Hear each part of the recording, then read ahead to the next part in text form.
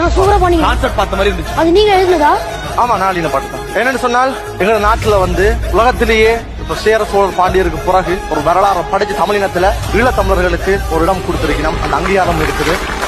So அப்படிப்பட்ட நாட்டையும் அங்கே இருந்த பெண்கள் வந்து ஒரு பெரிய தியாகங்களை செஞ்சிருந்தவர். சோ அதாலதான் வீரம் விளையாடும் கர ஈழ மண்டலம், கடலாடும் படை கொண்ட போர்வலம், தமிழ்தானே கர்ண கவச குண்டலம், தன்மானம் தவறாது எங்கிலும் அதற்கு முறைகள் அதை உடைத்து எறிஞ்சு தலை நிமிந்து வாழ சில பெண்கள் பிறந்த கதை. உனக்கும் எனக்கும் என உயிரை கொடுத்து சில உறவு துணிந்து வந்து மண்ணில விழுந்த விதை. தாகம் எடுத்து அந்த வானில் பறந்து அந்த வானம் வளர்ந்த கரை கால பிறந்து படை. மண்ணை நினைத்து அட உன்னை நினைத்து அட என்னை நினைத்து இந்த வீரம் விளைந்த படை. மண்ணில் மலர்ந்த போர்க்கொடி மலர்ந்து மகர்ந்த மணியில மரகதமுடையது முப்பாட்டன் ராவணன் 10 தல ரத்தத்தில ஒரு போர்க்கொடி பிறந்தது.